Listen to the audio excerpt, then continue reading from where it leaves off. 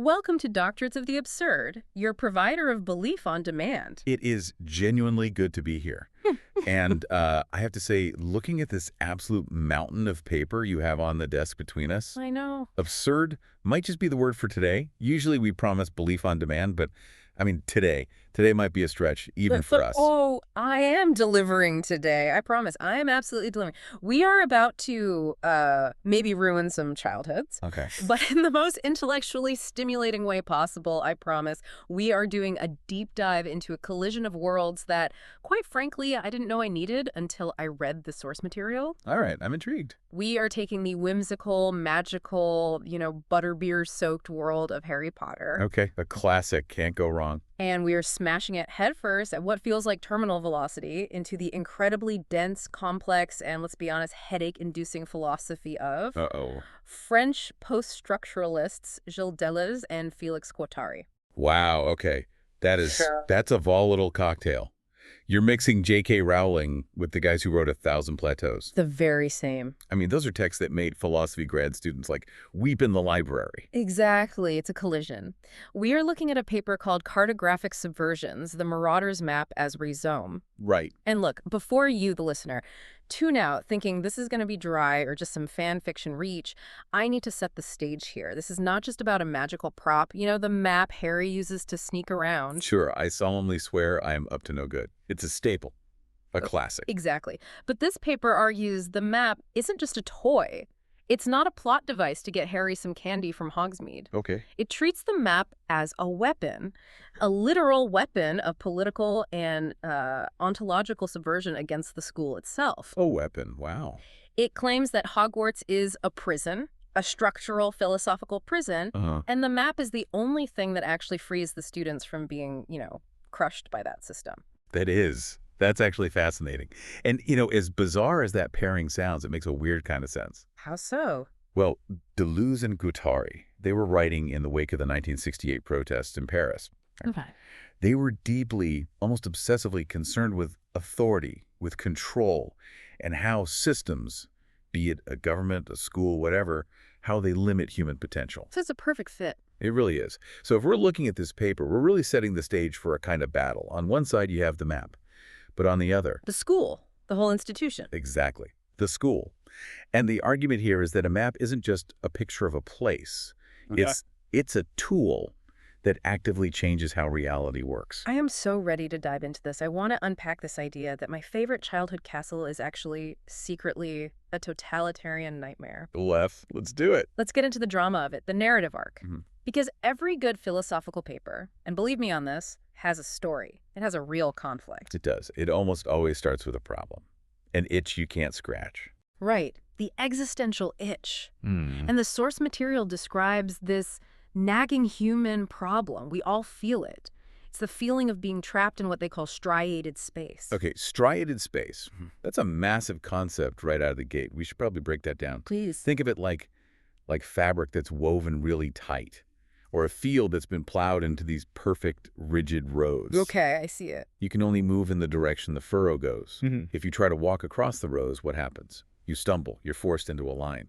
It's a space that controls your movement. And the source says Hogwarts is the ultimate example of this, which is where I struggled at first, because we think of Hogwarts as this whimsical place.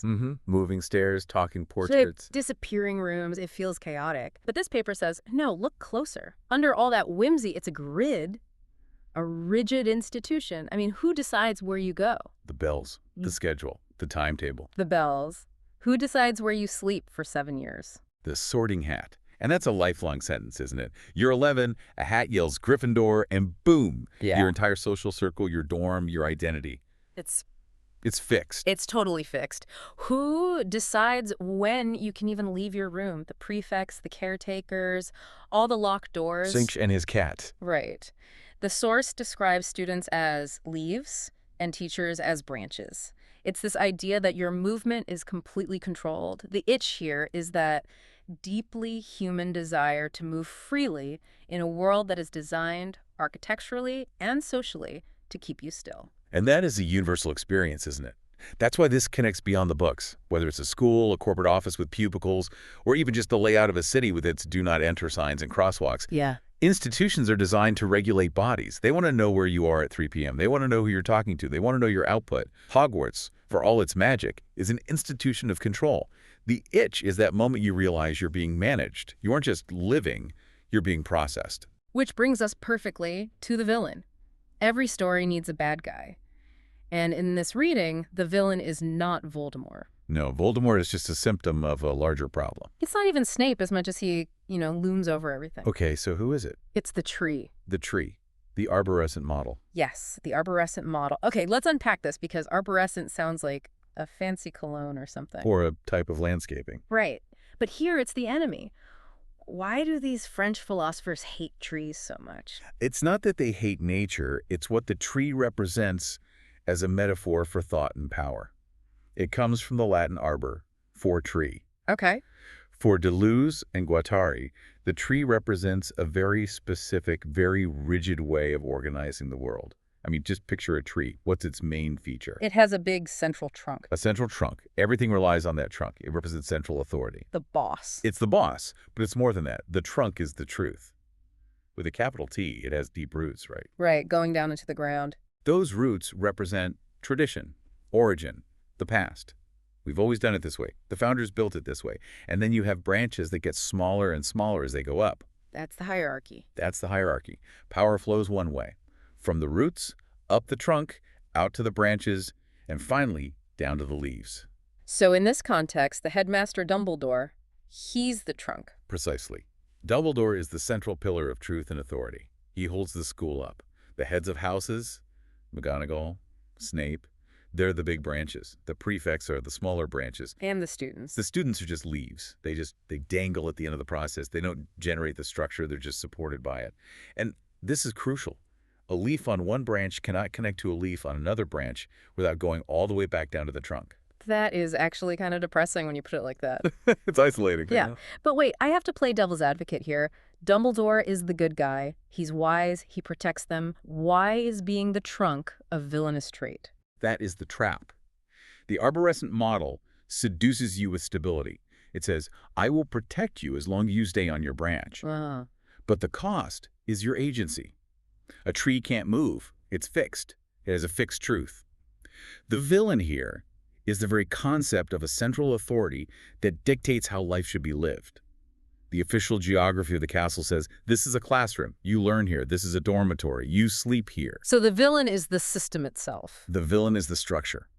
It's the demand for order over life. Which really raises the stakes. Why does any of this matter? Why should we care if Hogwarts is a tree? Why not just be a happy little leaf? Because of what the paper calls loss of agency. If we accept the arborescent model, if we accept the tree, we accept being territorialized. Territorialized, another big one. Like being marked or put in a territory. Exactly. Think of a wolf marking its territory, but applied to your identity. When the Sorting Hat yells, Slytherin, you have been territorialized. You've been put in a box. You are a first year. You are a student. These are all boxes with walls. And if you stay in the docks, you're safe, but you're limited. You're limited. You are subject to points and rules. The stakes, the paper argues, are ontological. Ontological. That has to do with the nature of being, right, of existence itself. Exactly. It's about what you are capable of becoming. The paper argues that without something to disrupt this, without the map, which we'll get to, you're just stuck. You're stuck in a static identity defined by the state. The state being Hogwarts or the Ministry of Magic? Yes.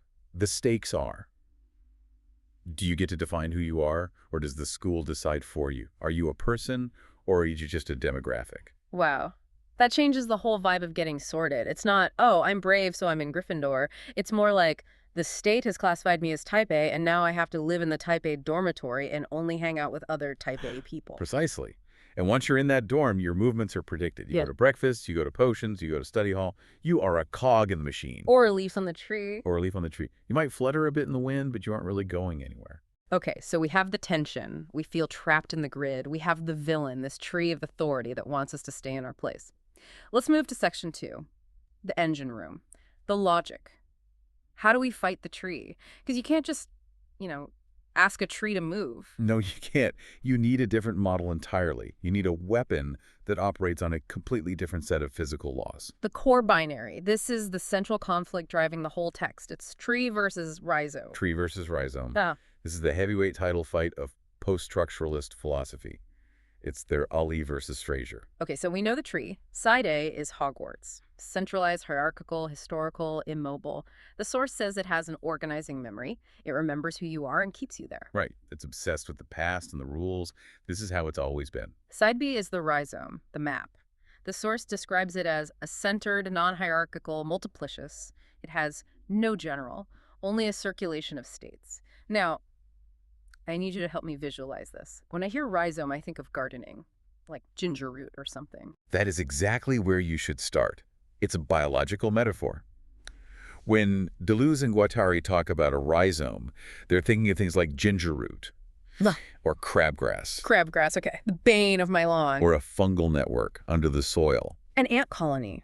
So ginger, it's knobby, it's kind of ugly, it grows sideways. Exactly. Now compare that to the tree. The tree stands tall. It's vertical. It has a clear top and a bottom. The ginger root, it doesn't really have a trunk. It doesn't have a top or a bottom. It just grows horizontally. Right. And here's the key. If you cut a branch off a tree, the branch dies. But if you take a shovel to a patch of crabgrass, a rhizome, and you hack it up, what happens? Oh, it just grows 2 new patches of crabgrass. Yeah. You can't kill it by cutting it. It's impossible. You can't. It creates a new line of growth. It connects at any point to any other point. It's a network, not a hierarchy.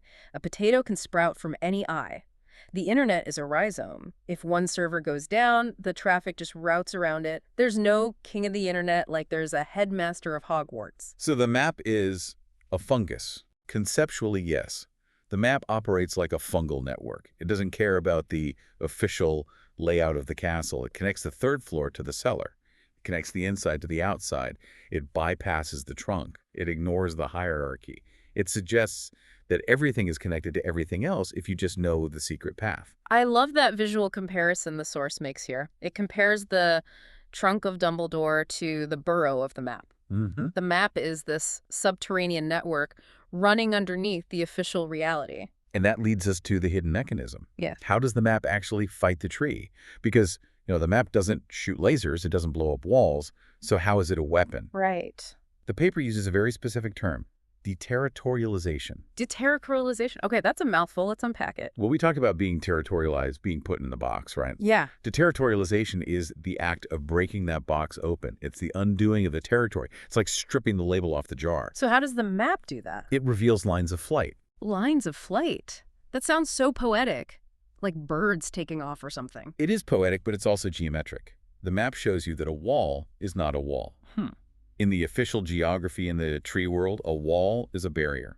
It says, stop. But the map shows a secret passage. Suddenly, that wall is a door. The territory has been undone. It shows that a room isn't just a room. The room of requirement, for example, is pure potential. It can be a bathroom, a training center, a hiding spot. The map lets you escape the official definition of the space. So the school says, this is a wall, you must stop. The map says, no, this is a shortcut to Hogsmeade, keep walking. It breaks the rule of the space. It turns a period into a comma. Exactly. It liberates the user from the architectural constraints of the authority. Oh. It says the architecture is a lie, or at least it's only one version of the truth. There's another mechanism here that I found really, really cool, and it's all about power dynamics. The inverted panopticon. Ah, yes, the panopticon. Okay, so we have to talk about Jeremy Bentham and Michel Foucault for just a second here. Let's do it. So the panopticon was this design for a prison. Yeah. It was circular, cells on the outside, a guard tower in the middle. The trick was the prisoners couldn't see into the tower. They never knew if they were actually being watched. So they had to assume they were always being watched. Exactly. And that's the gaze. The gaze creates power. If you know you might be watched, you behave. You internalize the rules. You become your own guard. And that's how schools work. It's how shopping malls work with all their CCTV. But the source says the map reverses this. It inverts it. It completely flips it on its head. The map allows the student to watch the school. Harry looks at the map and he sees Snape. He sees the authority figure pacing in his office. He can see Filch, the caretaker, moving on the 2nd floor. He can see Mrs. Norris, the cat. It flips the script. The watched becomes the watcher. It totally reverses the flow of power. And when you can watch the authority figures, you realize something profound. They're just people. They're just dots moving around in space. You demystify them. You take away their terrifying power because you can predict their movements. You are tracking the tracker. That is so empowering. It's like having a GPS tracker on your boss. You know when they're coming down the hall, so you know exactly how long you have before you need to look busy. Right. It creates a pocket of freedom. A pocket of freedom in a system of total control. That is exactly what the rhizome does. It doesn't destroy the school change.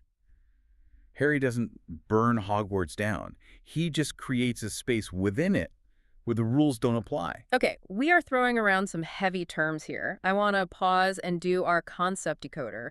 We've got a toolkit of terms from this paper that are, essential for sounding smart at parties. Or just for understanding why Harry Potter is actually a philosophical masterpiece. Let's do it. A toolkit. I like that. Term number 1, rhizome. We've touched on it, but give me the cocktail party definition. I'm holding a martini. I want to impress someone. What do I say? You say, a rhizome is a network, like the internet or a burrow system. It has no boss, no center, and you can enter or exit it at any point. It favors connection over hierarchy. Simple.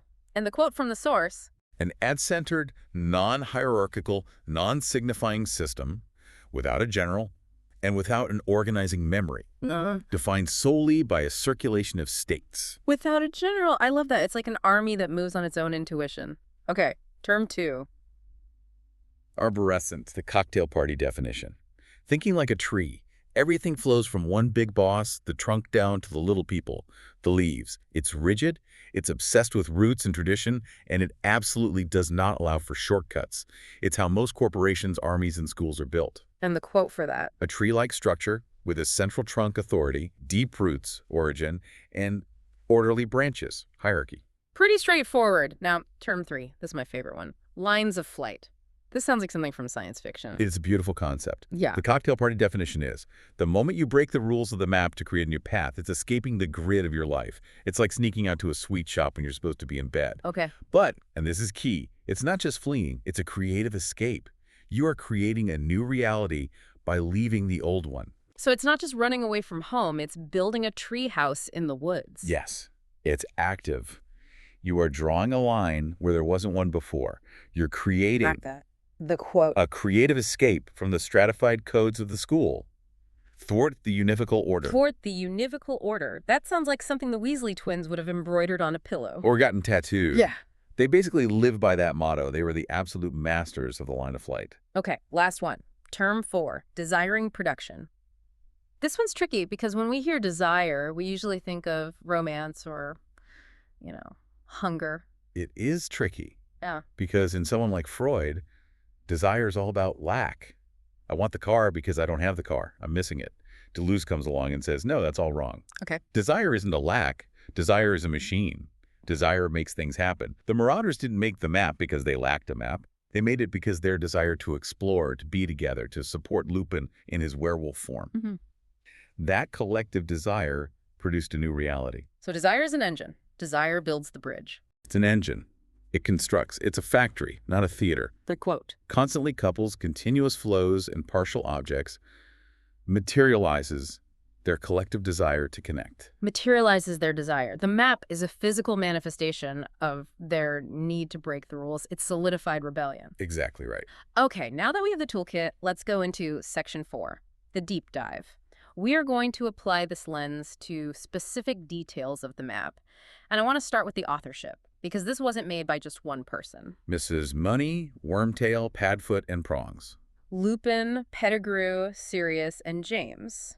But the paper points out something really interesting about that. There's no single author. It's not the James Potter map or something. Right. It is a collective subterranean intelligence. It represents a heterogeneous assemblage of skills. I mean, think about it. Okay. Lupin was a werewolf. He provided the need for the map, the need to hide and escape. James and Sirius were talented at transfiguration, becoming animals. Pettigrew, well, he was a rat, literally and figuratively, so he could get into small spaces. And they likely used advanced spells. Right. The paper mentions arithmancy and the homunculus charm. The homunculus charm? What's that? That's the magic that cracks the people. A homunculus is like a little human. The charm tracks all the little humans in the castle. Creepy but cool. But the main point here is that the map is a multiplicity. Yes. It wasn't handed down by a professor. Mm-hmm. It wasn't assigned reading. It was built from the bottom up by a group of friends pooling their weird specific talents to solve a problem the school didn't even know existed. The source also calls the map the intermezzo. Yes, intermezzo just means in the middle, and a rhizome is always in the middle. The map isn't a destination, right? No. You don't look at the map just to admire the drawing. You look at it to get somewhere else. It is the network itself. It exists between the dorm room and the sweet shop. It exists between the student and the mischief. It is pure connection. Let's talk about that mischief, because the paper uses a phrase that sounds very military. Nomadic warfare. Yes. This is where we move from kid stuff to political resistance. This is where Harry becomes a revolutionary figure. The paper discusses this transition from being a student to being a nomad. What does that mean exactly? Well, a student is a fixed identity. You sit in a chair. You listen. You raise your hand. You are defined by the school. A nomad, on the other hand, is defined by movement. Oh. When Harry or the twins use the map, they cease to be students. They become nomads. Because they're moving through what the paper calls smooth space. Right. This is another big binary for Deleuze. The official corridors of the school, when watched by Filch, are striated space, grooved, ruled, controlled. Plowed field. The plowed field. But the secret passages, those are smooth space, like the ocean or the desert. You just glide through them. You're invisible. You can move in any direction. The paper has a great term for this, becoming invisible. That is the ultimate goal of the nomad, to be outside the radar of the state. When Harry is under the invisibility cloak, holding the map, he has completely exited the power structure of Hogwarts. He's a ghost in the machine. He's present, but he's completely unaccountable. And the source argues this actually drains the school's power. It does. Yeah. I mean, think about it. A prison only works if the prisoners stay in their cells. If the prisoners can move through the walls whenever they want, it's not a prison anymore. It's just a building. It's a hotel with bad service? Exactly. The map defangs the institution. It turns the warfare into a battle of movement. The school tries to stop movement. The map enables it. I love this idea of the politics of the secret passage. The source does a deep dive on one specific example, the one-eyed witch passage. A classic. So on one end, you have a boring third-floor corridor. It's a place of order. You walk, you don't run, you wear your uniform. Striated space. Totally. On the other end, you have Honeyduke Sweet Shop, a place of pleasure, sugar, chaos, capitalism. Smooth space, really is leading to it. And the passage links them. But it links them illegally.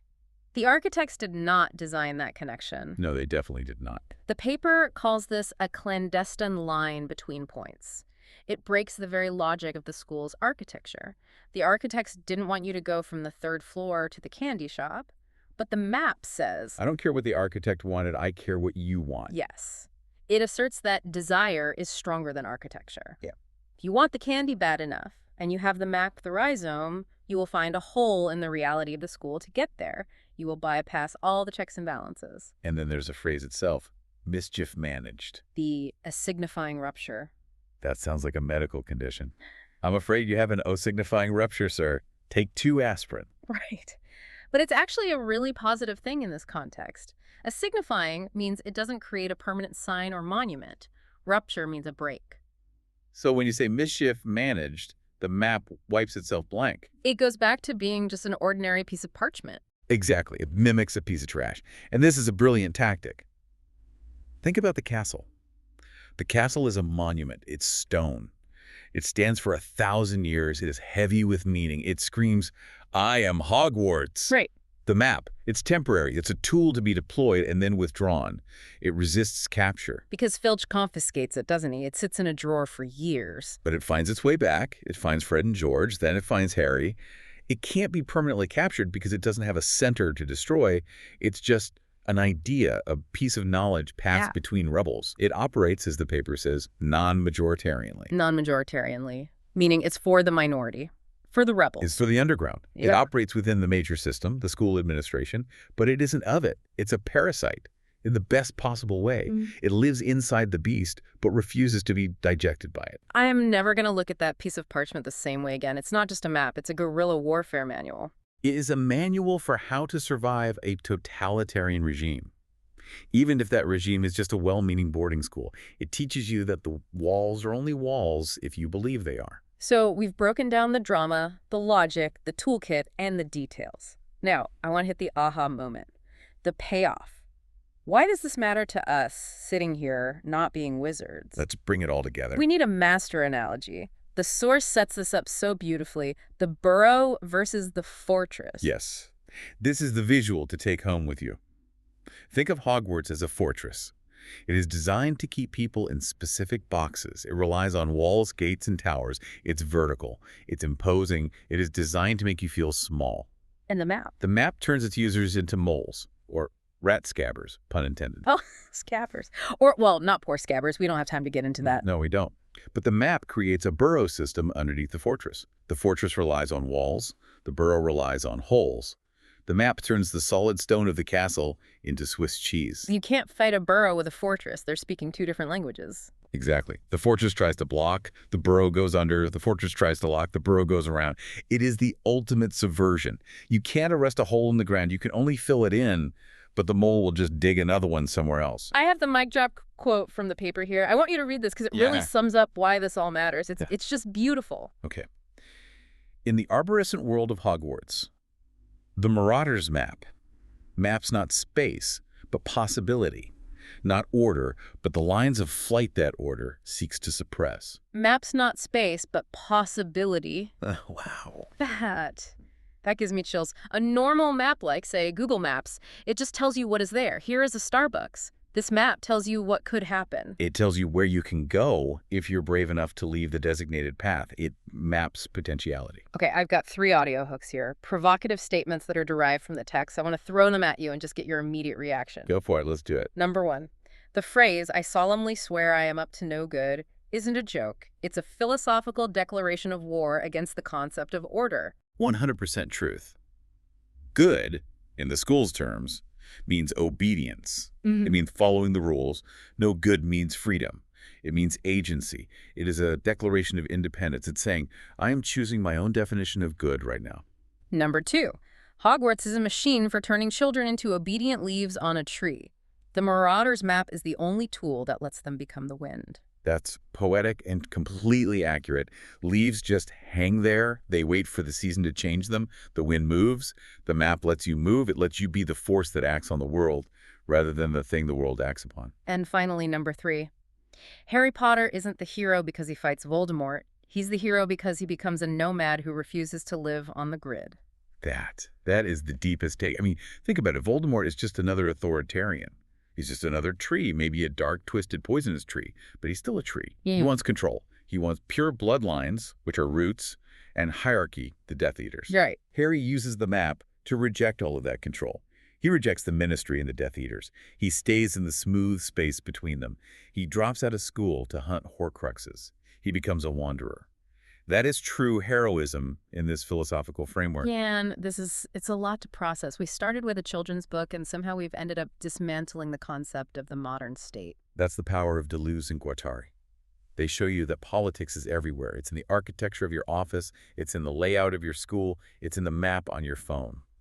So as we wrap up this deep dive into cartographic subversions, let's just recap the journey a little. We went from seeing the map as a toy to seeing it as a rhizome, this fungal, rebellious network that mocks authority. We saw the school as an arborescent, tree-rigid, hierarchical, controlling, and just obsessed with its own importance. And we saw that the true magic wasn't the spells, really. It was the lines of flight, the ability to escape the grid and create your own path. And that desiring production, that sheer want to explore, is what builds the world, not the rules imposed from above. I have a final provocative thought for our listeners. The source suggests the map allows for becoming other. It lets you change who you are by changing where you can go. Yes, it's a powerful idea. So here is the question for you listening right now. If you had a Marauder's map of your own life, your office, your city, your relationships, what secret passages would you find? That is the question, isn't it? Where are the lines of flight you are ignoring because you are so focused on the official geography of your daily routine? Are you just walking down the corridor because the architect told you to? Are you just waiting for the bell to ring? Or are you looking for the statue of the one-eyed witch that leads to the candy shop? The world is full of striated space, but there is always a smooth space hiding underneath if you just know how to look for it. So solemnly swear you are up to no good and go find it. Thanks for joining us on Doctorates of the Absurd. Mischief managed.